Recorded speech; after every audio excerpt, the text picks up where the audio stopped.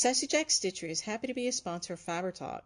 We so appreciate all the heart that Gary and team put into their show, and we always look forward to each episode. Thank you, Fiber Talk, for all you do for our needlework world.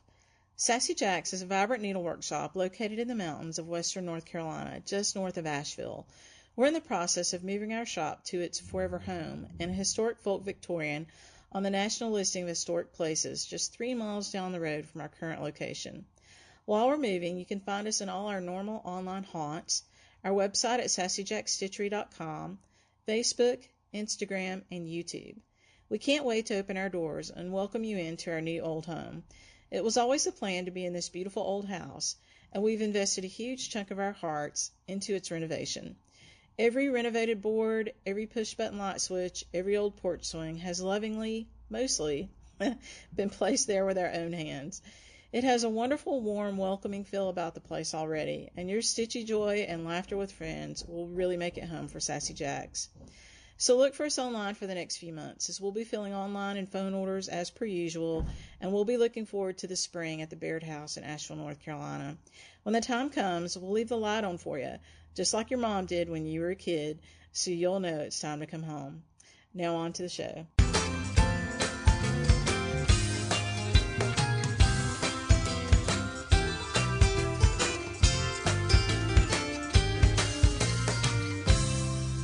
Welcome back. I'm Gary Parr. And I'm Beth Ellicott. And you're listening to Fiber Talk, the twice weekly podcast for needlework artists. Our artist this week from Australia, second time, Brendon and Karen Kirk. Welcome. Thank you. Thanks for having us, Gary and Beth. Good to have you. It's been, a long time. Too long. Since we talked. See each other at Nashville, but the last show was a long time ago. I was going to look it up, and then I forgot. Oh, well. It was 2019. Oh, okay. Wow. Feels like yesterday. Yep. So for those who don't know, Brendon and Karen, Fox and Rabbit Designs, the Blackberry Rabbit, and then if you're on Facebook and do samplers, stitch-alongs, you certainly know about the Linen and Threads stitch-along. How many years have you been doing that, Brendon? We've been going 5 years now. 5? For that, so this is our 5th year. Yep. So we just hit 18,000 people on the Facebook group, which is pretty amazing. Yeah, it really is. But do you have a sense of how many people finish those? It's interesting to me because you'll see people finish, like somebody the other day just finished their 2018 or something like that. Do people tend to finish those things? Yeah, it's actually surprising. We have a lot of ladies that are actually, and men as well, that are actually finishing them. So they're not all like me. They don't just start things and find something pretty halfway through and move on to the next thing. They're actually stitching it through to the end. And there's actually some really amazing interpretations about our sampler that have been posted on the group. 2020 was very popular. Yeah, with some beautiful colours and some just some amazing stitching. And you've tried to keep each month a little smaller now too, so they're more achievable. Yeah. So when we did the first ones, we were using band samplers, and it was really 2 massive samplers for those first 2 years, and with big chunks per month, and people were having trouble keeping up to date. So since then, we've moved to smaller samplers with smaller parts per month, so people can actually achieve it really easily in a couple of days each month. Yeah. So we're getting a lot more people finishing them now within the year. Or just after the end of the year. That's great. And 2020 being with the pandemic too, I think a lot of people are home stitching, so 2020 it's been a lot of finishes. I was surprised in my guild. I stitched the 2020 sampler, and I would post it on my guild page, and there were people who still hadn't heard of you, and I'd say, "Oh no, ladies, you need to go to this site and go look. They're just beautiful samplers." And it was just nice because it was just a week maybe of my stitching time, and I would be finished with the month. And we've got ladies that get it out within like 2 hours of us putting it up. We wake up the next morning. It's pretty amazing. Some of them are dedicated, but yeah. So we're trying to keep the each month's piece now to something that's achievable in the month. With it still gives you time to do other things. Because we know a lot of people that are doing stitch-alongs are doing 4 and 5 stitch-alongs. They're not just doing 1. And because it's the first over here, but it's the day before over there. Oh, sorry, over there in the Northern Hemisphere. they all know that they're getting a day's head start. And so usually Brendon will post it at midnight or or the day before. And literally we wake up and people have done it. And then they complain that there's a whole month to wait until the next part. So it's just like, just pace yourself. Yeah, I started midnight. Midnight is amazing. New Year's Eve for part 1 is crazy, isn't it? Yeah, they're all stalking the page. It's actually amazing because we load the each month's installment up before we announce it on the Facebook group, and sometimes it might be a few minutes before I go and announce it. But you go back and look at the download statistics, and within a second of you uploading it, someone's downloaded it. So these ladies are sitting there. They must just sitting there refreshing the page constantly. Especially the ones who know that it's already it's almost ticking over to the first in Australia. So they're sort of like counting down, and it makes me laugh. Well, it's great because it's one of those stitch-alongs that every year has the same level of excitement and intensity that it never lets up, and it's so much fun. And you're right. I love watching what people do with the colors, and everybody, so many people with their own interpretation. Everybody does, but just some really creative stuff, and it's a lot of fun to watch. I started the 2019 one. That was the peacock, right? Yep. Yeah, I got the peacock done, and then that was it. I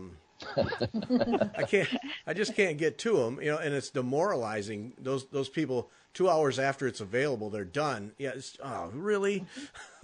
but it's just it's like really, it just demoralizes me. But it really is a lot of fun, and it really shows the creativity that stitchers all over the world have. It's really great.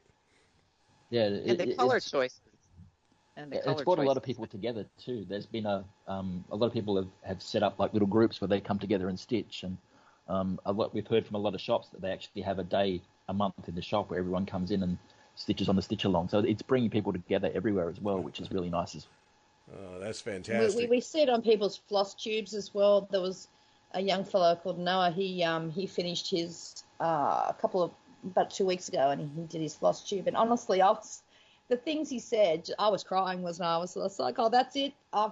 He's lost me now. I just started crying. Just the lovely things he said about what it meant to him last year. And I'm getting teary just thinking about it now. And it was just, and he didn't put the initials on because he said he actually stitched it with all his friends and family around last year. And so he felt like he was stitching his family and friends into the sampler. And that was the end of me. I was just like, oh, that's it. But it just makes you realize that these things have an impact on people's lives. And he was so excited that he'd finished it, and it meant so much. And that meant a lot to us, didn't it, Brendon? Yeah, it was beautiful, his work too. Yeah, so we hear those stories like that all the time, and it makes it worthwhile, doesn't it, Brendon? Yeah. That's great. Now, do you do, I forget, do you have the whole thing done before you release the first one, or do you do it on the fly? No, it's all designed. It's all put away before we actually, about a month or two before we release the first part. Okay. It's all finished and locked away. Yeah. Otherwise, I'd never actually finish it, probably. So I have to set myself that deadline just to make sure it's done and locked away. Plus, we have to give them the requirements for the whole sample as well. So. Oh, that's right. Yeah, you would. Yeah. So, yeah. Yeah. But I'll still tweak it as I'm going along. Yeah. So as I'll hit each month, I'll decide that it doesn't quite look right, or I want to change something or tweak it around. But the basic layout and the design will stay the same. Yeah. Yeah. I assume it's still fun for you, or you wouldn't do it, but fun in terms of you still have lots of ideas for the next one? Or do you have to work at it a little bit? Yeah, we're planning next year's one at the moment. Oh, okay. You're good then. They'll start asking for the requirements at about, what, August? August, yeah. We'll start getting people wanting to know what it hints and what it's going to be looking like. I won't have it done by then, but I'll have a pretty good idea by then what it's going to look like. Mm-hmm. And then we'll spend a month or so pulling it together. Yeah. He knows what he's doing. He's just got to put it into the program now. Yeah. Make it all work. No, but you try to keep them all a single colour, don't you, so that they can have fun then with the colour choice. Yeah, that way I'm not limiting what people do with the sampler. Yeah. So, everything's been charted for a single colour, and then it's up to you to interpret how you're doing it. So this year where we're doing the Talavera pottery as an inspiration, the color palette that they've got is just amazing. And, people are using the negative space now, and they're starting to fill that in. And, there's just some really amazing interpretations of the design coming up, which is really exciting to see each month when you get on there and see what everyone's done and how they're pulling it together. Yeah, it's a neat thing. Beth and I have been talking a lot in recent shows about creativity and making things your own and changing colors and so on and so forth. And often that pops into my head. Your stitch along pops into my head as a classic example of something that not only allows but encourages people to just try something and see if it works out. And a lot of times it really works out incredibly well. Right. Yeah, we get a lot of messages from a lot of people when they're starting to join it. They're all afraid of picking colours, so that that first year they might do it in a single colour, and then they watch everybody else on the Facebook group, and then in the next year you'll see that they start to branch out and they get their confidence behind them and they start really putting colour into the designs, which is really encouraging. Seeing people actually expanding and doing those things that they'd never actually been comfortable doing before. They've always stitched a design using the threads the designer used on the fabric the designer recommended, and now they're actually starting to see that they can actually change these things and make them more personal to themselves. Yeah, no, and that's the thing is on the surface it's just a simple stitch along of a guy's design, but when you dig in a little bit, yeah, that kind of stuff is happening, and that it helps people advance their hobby and advance their confidence and their skills. And it's those deeper meanings that really, really carry the day versus just simply stitching a sampler. Yeah, that's great. Yeah, and we're hearing too that it's bringing people back to stitching as well, so that they haven't stitched for a long time, or they they did it when they were little and life got in the way, and now they're coming back. With the things that's happening around the world at the moment, people have got a bit more spare time, so they're looking to fill that time in, and they're coming back and looking at things, that they did when they were younger, or they did previously that they had to forgo because they had a family and they had kids, and their priorities changed. So that's good as well. That it's because it's a cheaper way of getting into a design, because the design's free. You just got to get your threads and your fabric. It's giving them that opportunity to get back into needlework, and then from there they're branching on to more advanced needlework and different kinds of needlework from that. Yeah, that's fantastic. That's really a true success story there. It really is. Yep. And there's a lot of support in the group too. Sometimes people are having a hard time, and they might just need to sort of or they might have a hard time with the way their work's looking or whatever, and we often wake up to questions asked and answered by the time we get up of a day, and there's somebody will say, can somebody help me, I'm not sure about this or I'm not sure about that, or do I complete the cross as I go, whatever. And the amount of answers, Brendon, there'd be like 150 answers by the time we wake up to see the question. And so they're all doing their work for us now in the group, aren't they, Brendon? I don't think you rarely had to answer a question unless they tag you in something. Yeah, I don't get much of a chance anymore. They're always answered before I wake up. So it's a really helpful place for people to ask and get problem solved. Yeah, and we've been lucky too. As groups get bigger, sometimes they tend to get a bit sidetracked and stuff, we haven't had any of that. So every now and then we have a little hiccup in the group. And you'll notice a stern little post from me every so often. If something happens to Brendon, I get a bit protective, and once in a while I just put a little reminder on there, and just every so often. Yeah, but we've got a really good group of ladies and gentlemen that are really supportive of each other, and so a lot of the nastiness that you see in some of the Facebook groups, we don't have any of that at all, which is really good. 5 years, we've been lucky. Yeah, no, that's tremendous. Yeah, because those groups, they get so big, and at some point managing them and dealing with the drama makes you just want to turn it off. And I've subscribed from a few lately because I just don't want to see the hate. To be honest, I'm there for stitching. I don't want to be there for the nastiness. So I've left a couple of them recently. You just don't need that in your life. I'm like, no. It's all about the stitching and the joy and the friends you make there. It's not about nastiness. Right.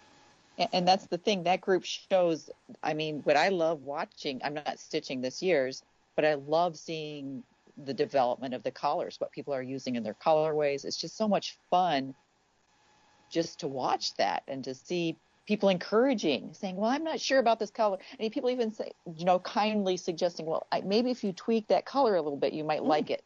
And that's just fabulous to see. Things that they hadn't thought of. Yeah. Right. Oh, some of the colour combinations are even shocking you, aren't they, Brendon? Yeah, some of them are just absolutely amazing. I was looking at one the other day, and they'd put shading in it.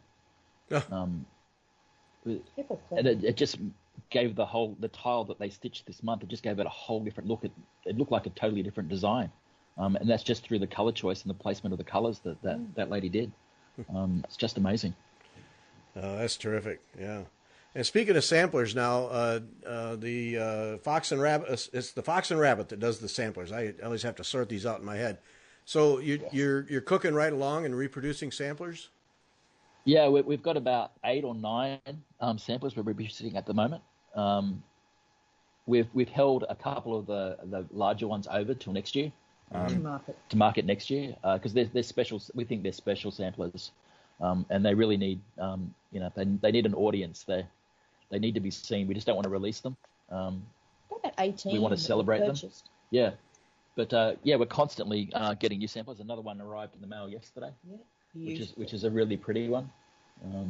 We got that. That'll be a market one. Yeah, we got that for a bargain, which is. I still don't know how I got it so cheap on the auction, but you've got to be quick. Yeah. Our problem over here again is the time difference. Brendon will be bidding on something, but it finishes at 3:00 in our morning or something, and so he often misses out unless he sets his alarm. Yeah. You've stayed up for a few, haven't you? Yeah. Yeah, we got lucky with this one. But it's a beautiful sampler with some amazing roses and flowers on it. It's just stunning. Red, white, and green. It's beautiful. Are you seeing still a good steady stream of quality samplers going on the market at auctions and through other channels? I mean, is that holding up? Yeah, we've seen some actually amazing samplers that have come up recently. We've missed out on a couple, unfortunately. We've been outbid. A couple of them have been outbid by other reproduction companies. Friends did us, but and they're going to reproduce those samplers, so at least other people are going to get to see them. They see it on their floss tube. I think, no, that was ours. No. And we think, well, at least it's in good hands. Yeah, yeah. And there seems to be lots of samplers that we're noticing coming up at the moment. So there's some that are severely damaged. And not overly good, but then there's been some absolutely amazing ones. Some I wish I could afford, but unfortunately, I can't. Karen puts a budget on me. But even the damaged ones we can reproduce. Sometimes, if it's a sampler that you don't necessarily want for your wall, if you're not reproducing them, even the really damaged ones, we want to reproduce them, so we can usually save them. Yeah, so they might not be appealing to someone for their wall, but they're appealing to a designer to reproduce it and give it a new life. Yeah, one we actually bought recently, someone had actually cut it in half. So we got the bottom half of the sampler, so I don't know if they sold the top half of the sampler to somebody else. But we got the good half. We got the good half. Oh, no. Yeah. So we're going to design. So this will be a half reproduction, half original. Yeah. So we'll redesign. We'll do an interpretation for the top of the sampler. But the top exists. Someone owns the top. I would imagine someone's got it somewhere because it was actually looks like it had been cut with scissors. But it was sprayed with a mat. So we're thinking that possibly there may have been so much damage to the top of the sampler that to sell it, someone's cut it off and reframed it with a mat and everything, because possibly the top was too damaged to sell. So they, rather than just take a punt and put it on, we don't know. But it's out there somewhere, very the other pretty, half of our sampler. And it's got an awesome border, so we can continue the border around. Yeah. So at the top will be our interpretation. So we'll find a nice verse and some nice motives for that time period, and we'll make the rest up ourselves. So it'll be a half original, half repro. That'll be an interesting one. That'll be a fun one to see. Yeah. Well, we've got her name and everything, so at least we can research the person. So we got the good half, like I said. It's got the house, it's got the border, it's got the name. So we probably just lost the verse and a few motives, I'd say, up the top. And maybe an alphabet or two. Yeah. Yeah, that's not so bad. When you see damaged ones, do you tend to just pass them by, or is there a pause there for you to evaluate that there might be some value, that you might do something with them? Yeah, we've actually got a fair few samplers that have some damage on them. Some of them is pretty bad. Some of them we know we're just buying just to keep them and try and make sure that they don't get destroyed any more than they have been. Because you got to think that this was something that a little girl spent weeks or months or maybe years putting together. They put all their all their spare time and all their love into the sampler, and it's really sad that people are a little bit snobbish about some of the damaged samplers, and they're not giving them a home. Yeah. Truthfully, the ones that probably put us off more than the damaged ones are the ones where there is literally no colour left. Like, I love the betamite type samplers, and sometimes you'll see ones that'll got a little girl or whatever in them, and if there's so much fading that you just can't make out the definition of the the motive, well, that probably puts us off more, where you can't see what the rose looked like because it's all just cream, where all the definition's been faded. That puts us off more than damaged ones. So if the colour is really faded and gone, and it's not so much that we can make colours up, but it's more if the definition and the motive is gone and you can't see what was there. That probably is not. You bought one once that had two figures in it, and you just could not make out. No, we were hoping on the back that you could still see the colour, so we'd be able to rechart it. But even the colour on the back was gone.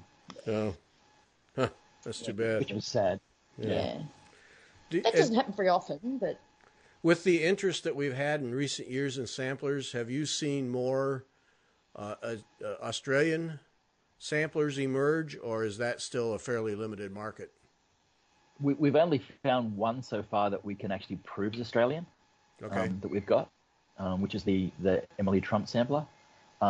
We've got a couple of other samplers we've got in the collection which we think might be Australian, but we still haven't been able to definitively prove that they are. Unfortunately, needlework in Australia wasn't massive. Quilting was more prevalent in early Australian than needlework was. But there are a few around. We know they're around. There's one over in South Australia that when life gets back to, life is getting back to normal, but it's over in a little tiny museum in a little tiny town. We're looking at getting the rights to reproduce that because we know that was stitched in Australia because the town, she's written the town on it, and it's a little town in South Australia. So we're looking into getting that one, or the rights to that one. That'll stay in the museum, but we'll get the photos. We're in touch with those people at the moment. We know that's Australian, so it's quite rare. A lot of them were stitched in Australia, but they were born in England. No, they stitched them in England and moved to Australia. They brought them to Australia with them when they came over. Yeah. Whereas with quilting, there's a bigger history of quilting in Australia because when the convict women were coming over, there was actually a group of or a little society, governor's wife and things like that. who actually gave each of these ladies quilting supplies so they could make a quilt when they arrived to Australia. A lot of convict quilts. Yeah, so there's a lot of those around, but not so much the needlework. I guess they were, because Australia and Australia's history, they were more looking for things that they could use rather than pretty things that sat on the wall. Even the quilts were very utilitarian. Some haven't survived because they were literally used every day. In our hot summers and stuff, they literally used them to the point where they fell apart, and then they threw them out and they made another quilt. So they're even can be rare. But what about that man that came up to you at the show, Brendon, the one his great grandmother had stitched? Yeah. Australia had in the I guess it was the late 60s, early 70s. They had a movement here where they wanted to get rid of a history. So everyone wanted the new shiny things, and they got rid of 70s. Wanted Formica and vinyl and all the old cedar furniture got burnt, smoked glass. Away. Yeah, so a lot of they cleared a lot of the old houses out of all the old furniture. So there was a whole lot of cedar furniture which was absolutely gorgeous, which is burnt. And decorations off the walls, they did the same things too. So a lot of needlework and things were actually destroyed as part of that. We were at a retail trade show with our samplers a couple of years ago, and a man came up and told us a story. He had actually tears in his eyes when he was talking about it. But that's what their family did. They actually his great grandmother's. Yeah, when it was stitched here. Yeah, when she died, nobody wanted anything. So when they were selling the house, they just put a big bonfire at the back. No, they actually went to the tip. We went to the tip. To the rubbish tip. He said they took it off the wall, asked all the family did they want it. It was a big sampler, along with everything else, and they all didn't want it, and it went to the rubbish tip. Which is, yeah. Oh, Brendon, I thought Brendon was going to collapse on the spot when he told him that. And he was describing it. It was a bit, from the sound of it, it was a beautiful, big, pictorial kind of sampler, and it was his great-grandmother's, so that would have been around about the 1840s, something like that. So that would have been extremely rare. And she had stitched it here. So that would have been very rare. Oh. Like, that would have been a museum type thing. They would have snapped that up. Yeah. So Australia lost a lot of its history in the 70s and 80s. In the late 60s, early 70s, and even into the 80s. It was just all destroyed. Yeah. But we're always looking. You know, we found a beautiful sampler again. We paid for the rights. I went down there just when quarantine broke about mid last year, and it's this tiny little town of about, I don't know, a couple of hundred, and there's this little tiny museum. And here's in the back corner of somewhere, there's this beautiful little sampler, which I absolutely love. It's probably my favourite one. I'll actually be stitching that one myself. And I'm charting that at the moment. So we bought the rights to it. And it was tucked in the back of, you barely even knew it was there. So we're researching that now. If that turns out to be an Australian sample, we'll be thrilled. It's just stunning. So that's what you're having to do is find these little museums and historical societies and just kind of dig for them if you really want them. Yeah, and you find that they've got all these little things hidden away. So we were, last year, at the beginning of last year, we were at another old house down in Canberra. Oh, yeah. And they had a whole bunch of samplers on the walls, and we're looking at them, and they all have native Australian birds in them. And then, obviously COVID happened, and we haven't had a chance to go back down there and have a look at them yet, but we've got to make an appointment to go back down there so we can actually go into because the room was locked off. You couldn't get into the room. But we need to make an appointment to go in there and have a look at those and actually see if they are Australian. So we're hoping that they're actual a whole series of Australian samplers as well with native birds on them. And there's not an op shop or an antique shop that we don't always just duck into. Sometimes the op shops. That we hear stories about people finding them in op shops and stuff here where, we haven't been lucky. We haven't been that lucky, no, but, but we've also, we get the word out too. When Brent goes and does talks like at the embroidery school and things like that, we'll also say, look, if you know of anyone, because a lot of them are in family homes, so rather than on display museums. So a lot of people say, oh, yeah, I've got one at home that was my grandmother's or whatever, and so we've had a few people that have actually contacted us and given us permission to reproduce their family samplers, which is very kind. We've got 2 or 3 of those at the moment where they just contact us and say, look, we'd be happy for you to reproduce this. So we've always got the word out. We never miss an opportunity when you give a talk or something to say, just in case anyone's got anything. We're always looking. And Bren's researching Australian samplers at the moment because he'd like to probably do a bit of a book or something on Australian samplers one day. So we're sort of researching that now. Last year, you just put a little bit of a kink in the press, but now things are getting back to normal. You can get back to that now. There's not really any good definitive books on Australian samplers, so he's working on that now. That whole thing is, we've been going through a kind of a major clean out here at the house. 25 years of crawl space storage. What's it doing in there? And so we've been, things that are old and our kids don't want them.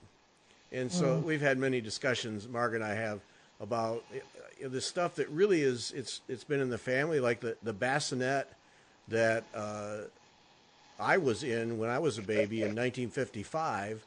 All 4 of my 3 siblings and I all used, and then our 2 kids used, and then our 2 grandkids used. And now it's reached the end of the line, and nobody wants it. So this bassinet that's 70 plus years old is going to get given away or trashed, and and all those things. And it's that history that gets just thrown away because younger people don't want it, and it's just a shame. And there's just nothing you can do with it. And and like that bassinet is so delicate anymore, still functional, but you can't ship it somewhere. I mean, it'd just be ruined. And, but yeah, all those things. And there's got to be people that want that stuff and want to preserve it. But I think we all eventually just reach the end of the line, and it's either got to get thrown out or somebody needs to take it off our hands because. Right. Yeah. And I ended up out there. Yeah, and we ended up. I had a friend contact me. Her mother had passed, and she had linens. And she says, I don't know what I'm going to do with these. The vintage shops don't want them, and so I took them because a friend and she makes art quilts, and so at least they were being used. It was either that or they were going to be. She was literally going to put them in the trash can. Yeah. Yeah. You get upset when you see photographs at antique shops and stuff, don't you? Yeah. It's really sad when you go into a second-hand shop and you see someone's old photographs that are there for sale, and you think, wow. Yeah, back in the family didn't care enough about them to keep them. It's just a little sad that they. Yeah, war medals and things like that, and you think, who's dumped these? No, I know everyone's got to make decisions about what they keep because houses are getting smaller and smaller, and spaces is always at a premium. But it's just really sad that families are losing a lot of their own history. Yeah. Right there, Gary. Look, the question is, how long do you hang on to something, where you don't have the room or the need for it anymore? And I don't know. Well, and that's just it. That the crawl space, it wasn't full, but it was a full day project to empty it out, and then we're still going through the stuff, and you have to be ruthless in terms of what you keep. Yeah. But still, we're doing that now. It's family history, and it's part of our married lives, but also each of our individual lives. And how much do you keep? And then ask the family, do you want it? No, I don't want it. And it's hard to throw it away. But at some point, you just have to make a decision about whether you can keep it, and it's really tough. It's hard to know what to do, though. I've said no to things over the years when I was younger, too, that I'm kicking myself now and think, I wish I had that thing my nana asked me did I want, and things like that, because I've gotten older and see more the value of it than I did when I was maybe 20 and you wanted the next new shiny thing. So, I know it's difficult. We're actually having a massive clean out now, too, because Yeah, builds up. Yep. Well, and there's only Brendon and I. It's not like we've got kids. And that's the cool thing about samplers, reproduction samplers for me is that history, whether it's the original or the stitched reproduction, the history is getting preserved and respected and put on a new level. And I love that part of it. It doesn't just get thrown away, and people are tracking down the history behind them, and it's being recorded, and because that's a whole class of needlework that without that effort would just go away too. And I love the history of it all. Yeah, so one of the samplers that we're reproducing, now next year, we're releasing next year. One of our friends, Cindy, she's a genealogist, and she actually spent about 2 months actually going through and researching the whole family history of the little girl. Of course. Yeah, so it's amazing now with Ancestry and all those online resources, all the information you can find out about people's lives. Yeah. And with all the old censuses the people putting up now, you can actually see their careers and how their careers changed through the years as well, and how their life changed. It's really amazing. You saw somebody's handwriting the other day, and you just think, that's the handwriting of the person whose sampler this is. Yeah. I love that.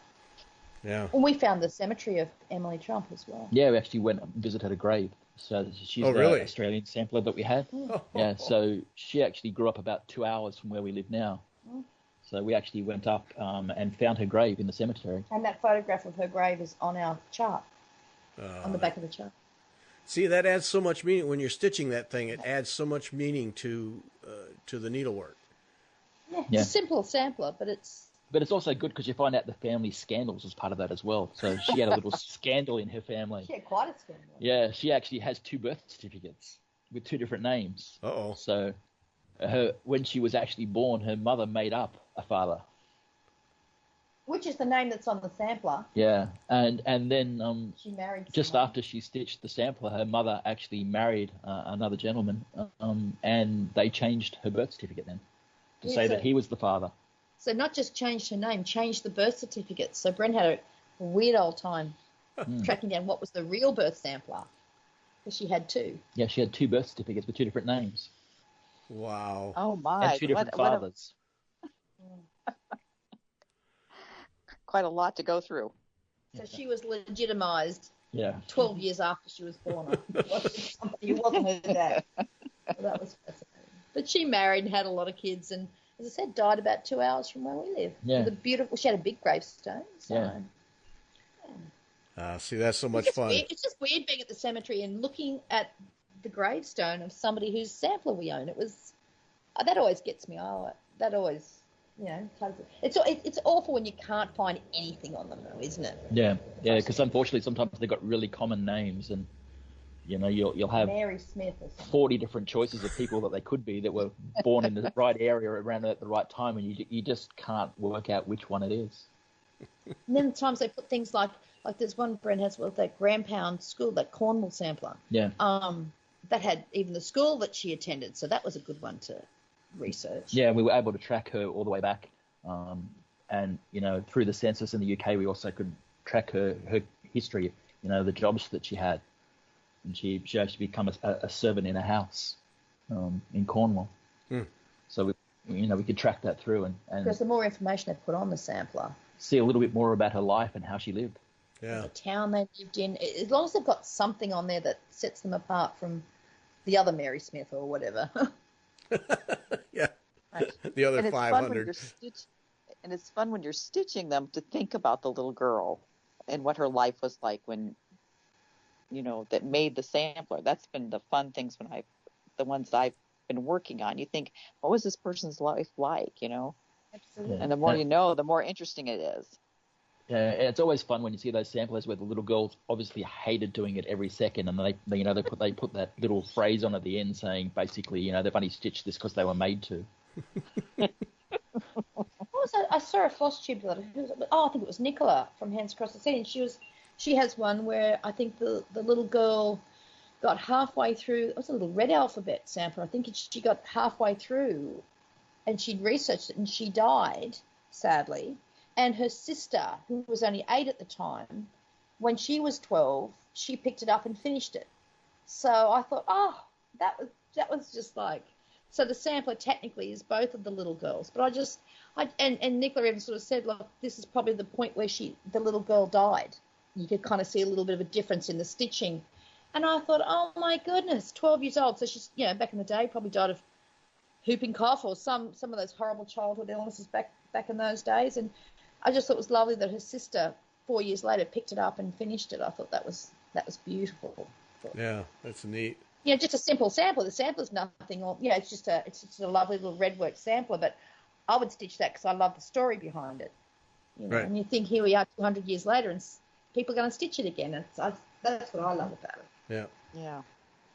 Yeah, that's the thing that you can't get with any other needlework is those kinds of stories, and that add so much meaning and depth to the project that you just you can't get that with a cross stitch ornament or a charted canvas needlepoint piece.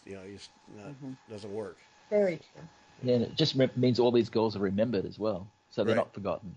You think a lot of them were poorer people, or they ended up as house servants, or they're never going to be anybody famous or anyone's really going to remember for any particular reason. But just because they spent this time when they were little doing this little craft at night, they're remembered forever. It's in a house in 2021.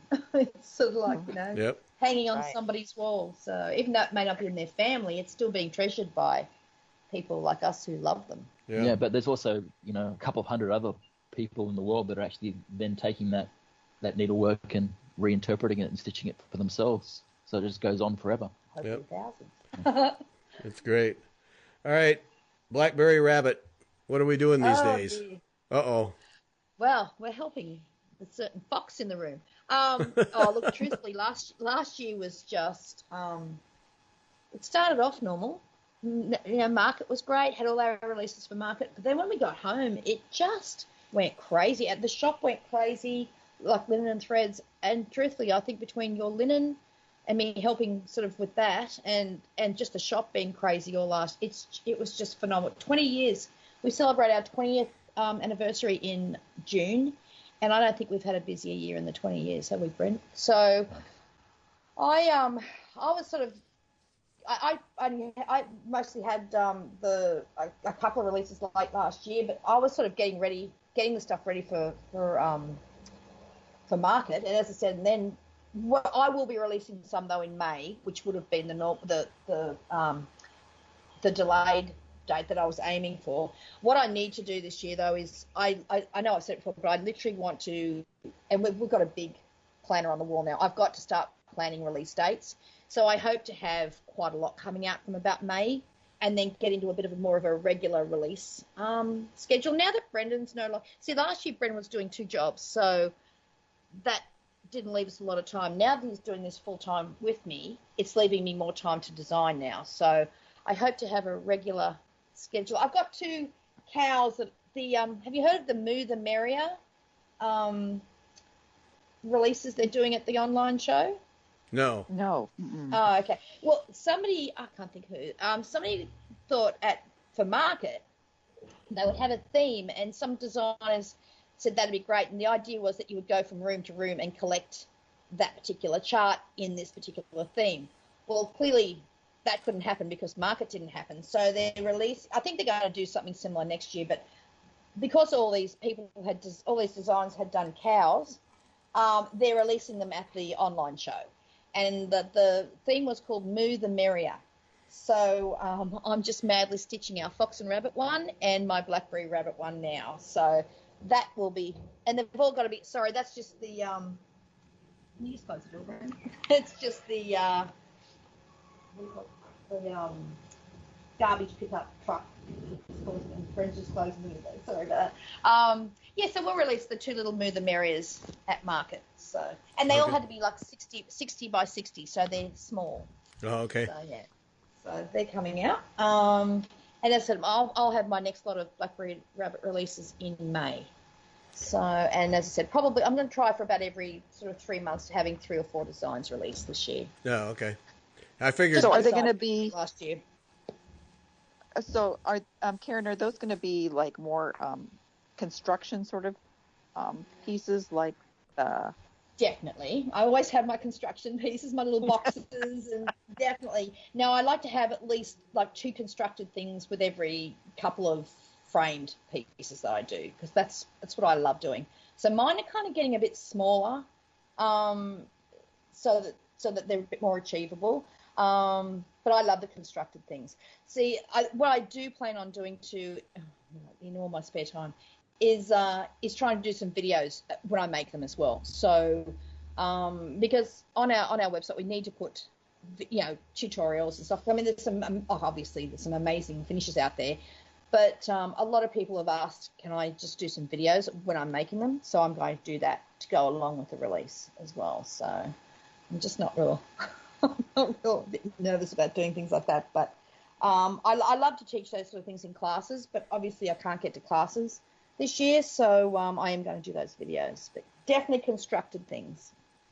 Yeah. While I learn how to edit videos. Yes. Yes, I think that's a great idea, because I think people, you make these things, and how many little pillows can you have, or how many things can you hang on the wall?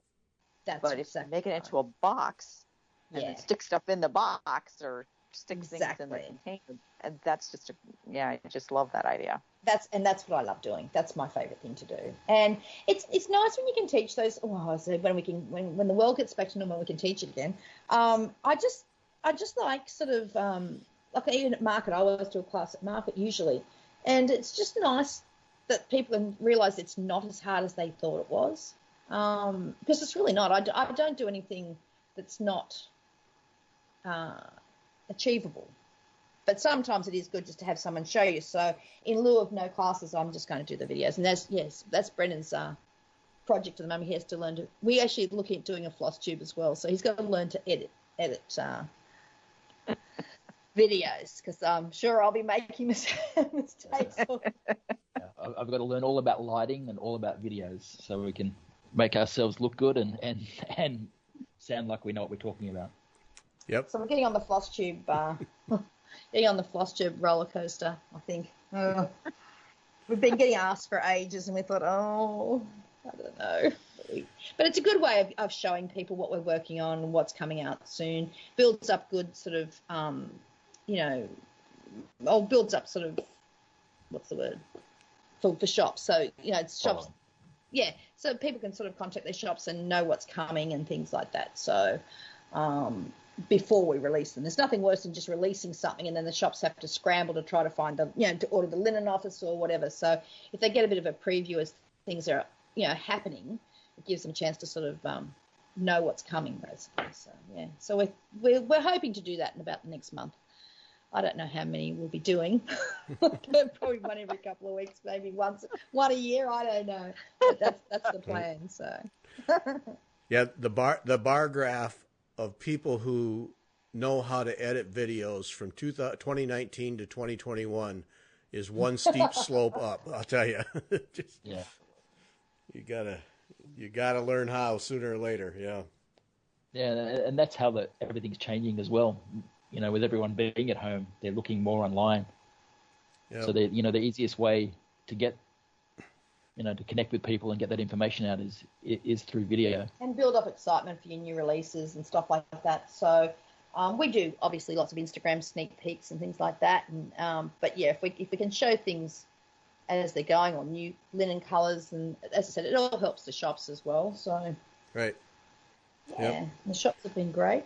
But so Blackberry Rabbit was a little bit quiet last year just because it was just so busy shop-wise, plus trying to help Brendon while he was still doing his old job of 30-something years that he's very happy to put in the rearview mirror.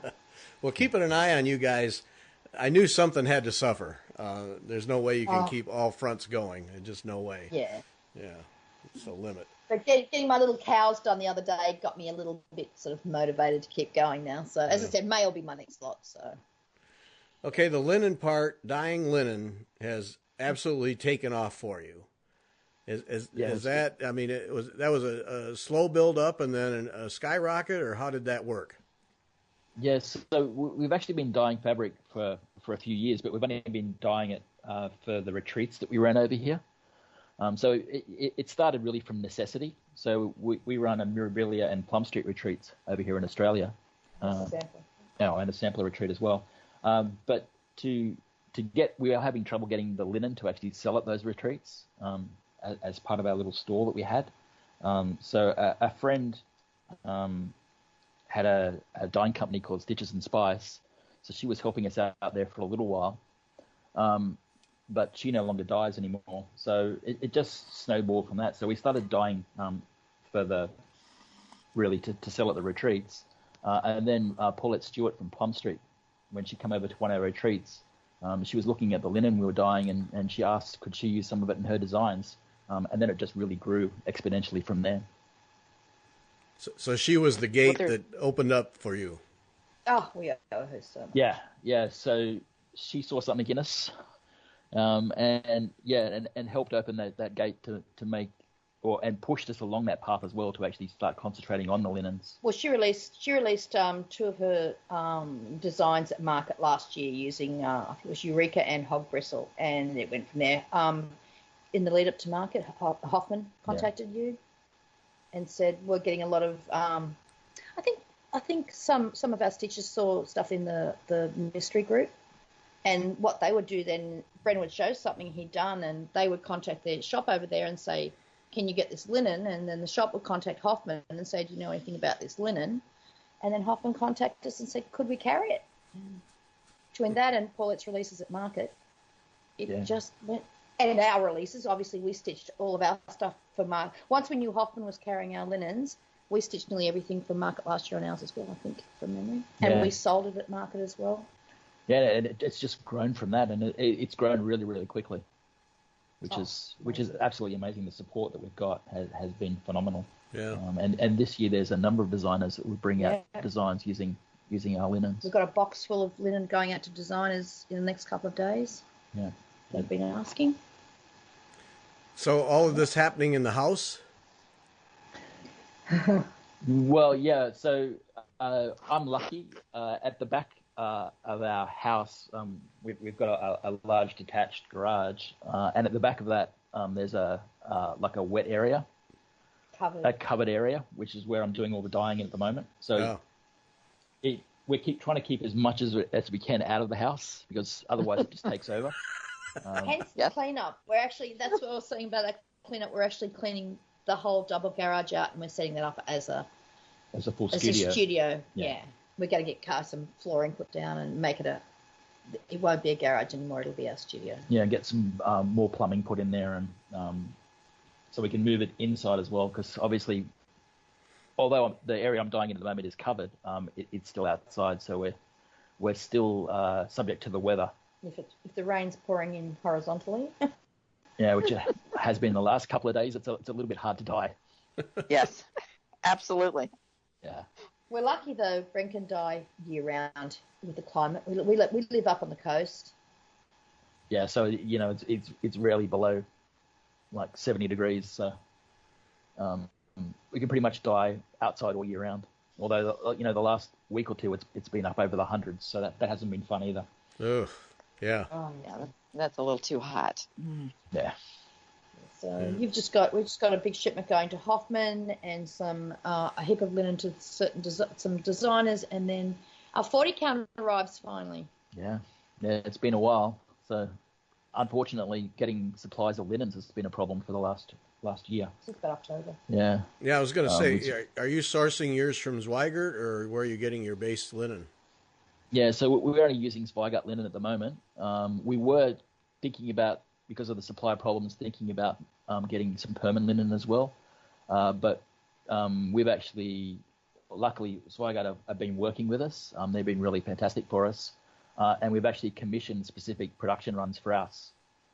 So we've got thousands of yards on call. That we can draw down on from Germany. So wow. That was a heart starter, Beth. Let me tell you, placing that order. Yeah, that purchase order was pretty scary. Committing to it. I'm sure. Yeah. So they're slowly catching up now on getting all that ready for us. So the 40 count. They've done the 40 and the 36. They've just got to do the 32. We're just waiting on 32. Yeah, that'll be next month. And then from that point, we won't have supply problems, because we've got thousands of yards allocated to us. Yeah. But it has been difficult. We have a year to take it up. So. Zweigert, they're working 3 shifts now. They've just put in a couple of new machines, and they still can't meet the demand. It's just gone crazy. Oh, and you posted on Instagram they were like shades of pink, and those were I was like, okay, yes, I love those fabrics. What are the names? Yeah. What are the names? So they're all colors that we've been playing with for the releases for market next month. So not all of those are going to make it. At least 3 are. But 3 of them are. Yeah, we actually haven't named them yet. So that's always the hardest bit. We're trying to find sort of cool names to make them a bit quirky. And particularly Australian names. Yeah, some of them are like Hog Bristle. Paulette Stewart named that. Everyone. And Tanya Brockmeyer's got one at the moment that she's going to. We said if we've created something especially for them, they can actually name it. So Tanya's got one. Like Tanya's using, I think at the moment, Baked Clay and Hog Bristle, and 2 releases coming out. So, but yeah, so she's got to come up with a name for that one. So everyone keeps asking us, well, what's a Hog Bristle? Is that something Australian? I'm like, no, Paulette, no. We don't know where it's going to from. Well, so, and I have a piece of seaweed 40 count. Oh, that's been really popular. Oh, yeah. That is just a gorgeous color. And I was thinking, what can I? And I had a piece of DMC black floss, and I was like, oh, this just really pops off of here. It's just a gorgeous color. Seaweed's been very popular. Yeah. So seaweed actually originally started off as a fabric color from the other designer we talked about before, Naomi at Stitches and Spice. So she had a color similar to that. Mm-hmm. It's called camouflage. Yeah, which a few designers had used, and they'd actually asked us if we could. Jean from the Attic. Yeah, Jean from the Attic actually asked if we could re-dye that. So we talked to Naomi about it, and she gave us the recipe, her recipe. But unfortunately, the dye colors that she'd used have all been discontinued. So Brent had to start from scratch. Yeah, so it's completely his. That's one of the most complicated linens that I actually dye. I think it's got 13 different colours in it to actually get the. It takes him ages. It takes forever, but it comes out as a really, really nice linen. We're really proud of actually that colour, the colours that we get out in that one, the greens and the browns. So, and have you been having problems getting the dyes? Too, I know that there was a problem there with getting even the different types of dyes were not available either. Yeah, so we're sourcing all ours in Australia, and the company here in Australia hasn't had the same troubles that the US has had in actually getting the dyes, but they've discontinued a lot of their colours, which is proven difficult. So we've had to reformulate a couple of times as they've discontinued some colours, especially a black that they had, which was a beautiful black that they've gotten rid of, and we used that as a tint in a lot of our colours. So we had to reformulate. But no, we've been lucky here with supply of those dyes. We don't have those same issues. Brent's been buying it by the kilo too, just to be on the safe side. Or kilos. Yeah. Kilos, yeah. Yeah, so just in case you've been paranoid about having shortages of things, he's been buying way more than he probably needs, but just in case, because we don't want what's happened in the States to happen here. You never know. Things are going well here, but if there is a shortage, he'll be right, I think, till the next millennium. So. Yeah, the Procyon Black too. That's the dye I use, and the one we were originally using. I think you can't get it anymore. And it's a Procyon dye. That's what Brendon uses. Yeah, which is a shame because that black was beautiful. It was, and it made beautiful tones. Tones, right? That's the word I want. So yeah, I've got about 3 teaspoons of it left. So. But he can't use it on anything that we that's just if I want him to do something special for me, because we can't reproduce it, so he can't use it for our linens, but he can dye it for something for himself. Special. Yeah. No, the linen, you should see our lounge room at the moment. It's just, and what about, you want to tell them about Oh yeah, we finally went and bought a roller iron, which has made life a lot easier. My arm is very grateful. A lot less RSI from sitting down and hand ironing linen. The difference has been phenomenal. I saw that pile of wrinkled linen, and that you were ironing it with a regular iron. I thought, you guys are nuts. Yeah. My shoulder is still. There was one point, I think, after about 700 yards, where I couldn't lift my arm to lift the iron anymore. Brendon you were ironing as well. And so we got online and said, yep, we're biting the bullet and buying this machine. It's the best thing we could have possibly. It's and the good thing is, yes, that pile was actually that shouldn't have been crumpled like that. We do normally have it laid out so it's fairly wrinkle-free, like it is all over our lounge room at the moment. But what would have taken us a day will take us, an hour and a half, 2 hours. Yeah. So it's iron it much better than you can ever iron by hand. It's beautifully pressed now, so that's wonderful. So this just runs it through hot rollers and. Yeah, hot rollers and steam. Yeah. Okay. Like I have at a laundromat type thing. It's designed for sheets and stuff in hotels. It's professional. Yeah, it has. The machine that we've got is designed for small hotels so they can run their sheets and their tablecloths through it. Oh, okay. Okay, so you can just set up. It folds up quite compact. What's that? It folds up quite compact, doesn't it? Brent, it kind of flips vertically and you can just wheel it into the corner. So it doesn't take up a lot of real estate in the house. So that'll probably go out into our studio when we get it all finished, so that we can have that also out of our house. We're trying to move everything studio out of the house, definitely. And it's a big long double garage, so it's a big space. So yeah, that's what's about 2 weekends time we're doing that. Oh, it's one of those things you don't want to do, but you need it done, and I will be so happy once it's done. But we're kind of like, and it's hot. As I said, it's hot here at the moment, so you don't want to get out there. And we're sort of waiting for some cool days so we can get out there and do it when it's not so hot. So now, when you get the garage done, then will that be exclusively for linen dyeing, or will there be enough room that you can have your design equipment, your stitching equipment out there too? all the charts and everything will be everything wholesale will be out there. Brent's got his own office and I've got mine as well. So we kind of have all of our favourite things all around us in our offices. So that's actually where we design. Oh, okay. So I'm at one of the houses up the other. I like to be surrounded by all my pretty things. So the designing will still be done inside and stitching will still be done in front of the telly. But all of our wholesale stuff, everything storage-wise will be out there. All the charts will be out there. And all the production side. Yeah. Okay, so the factory gets out of the house then.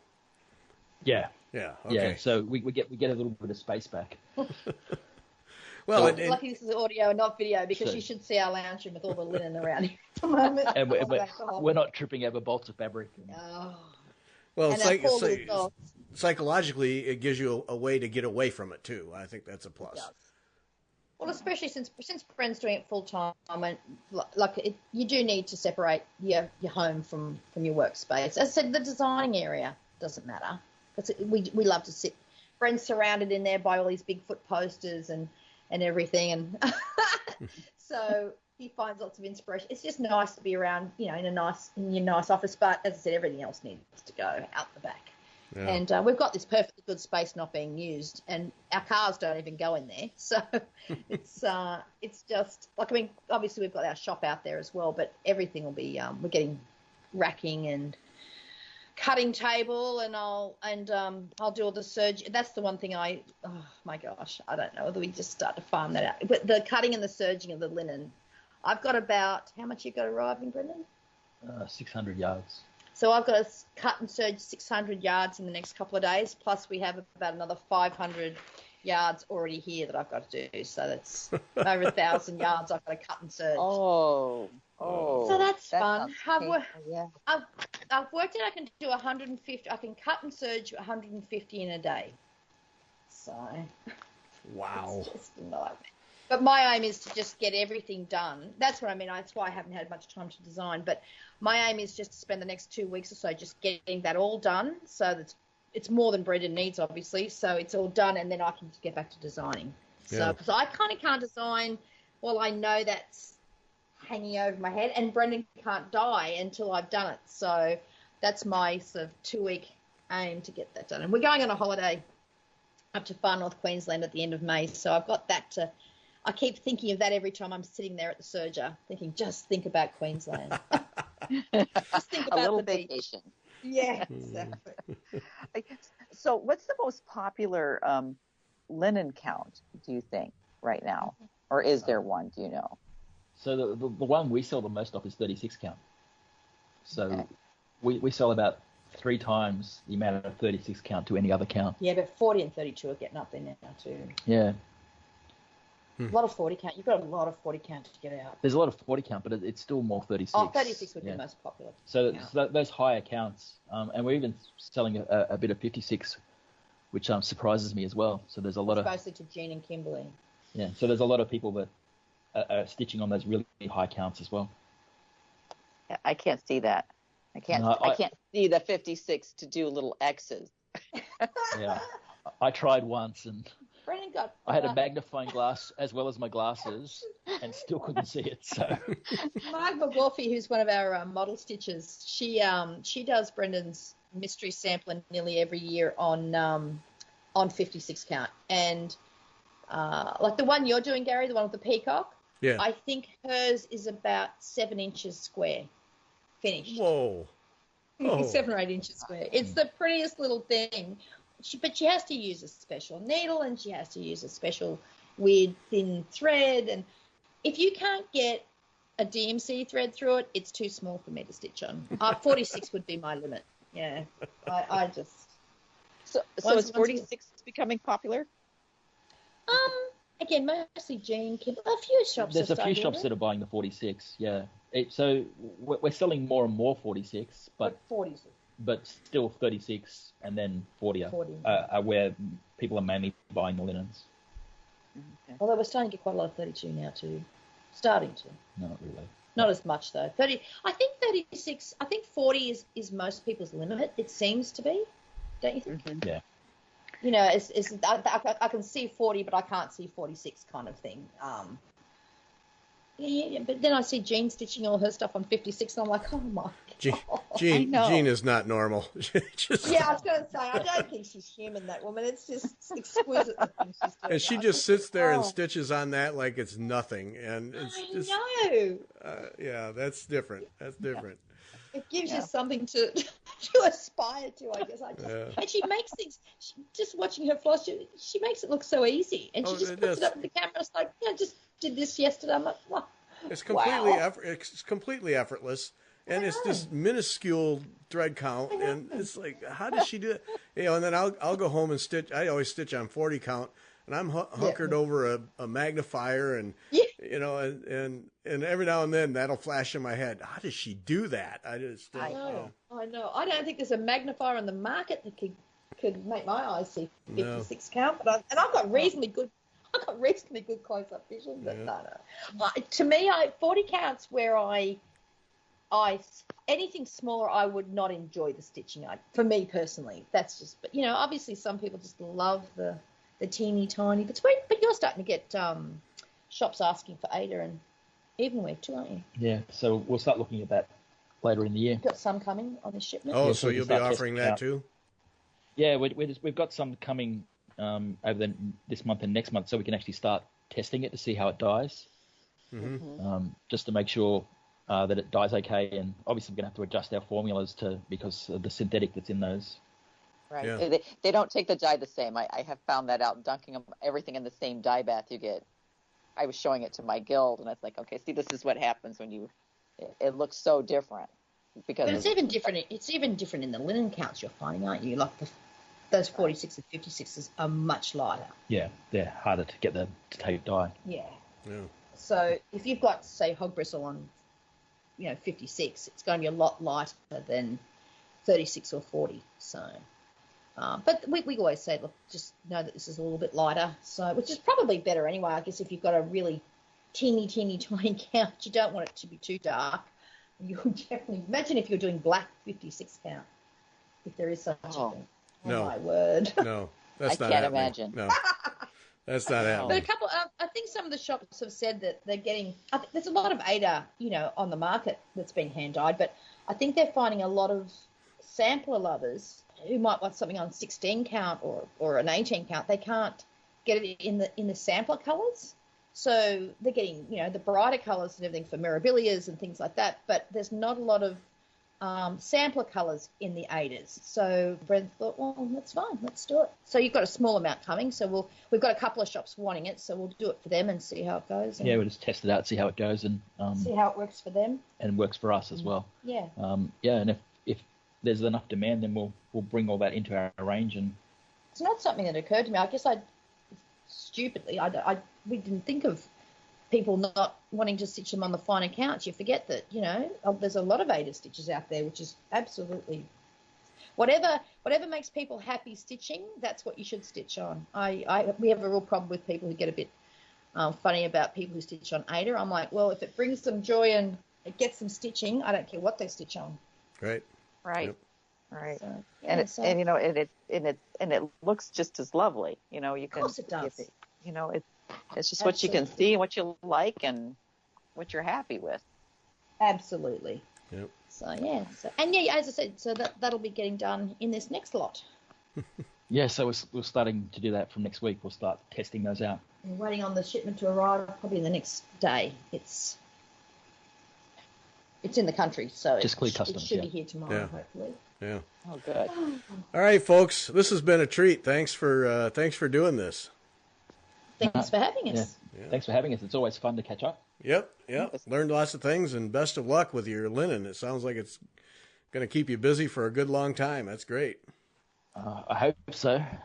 I'm hoping it continues to grow. Yeah. Well, I'm sure it will. All right. Thanks, and thanks to everybody for listening.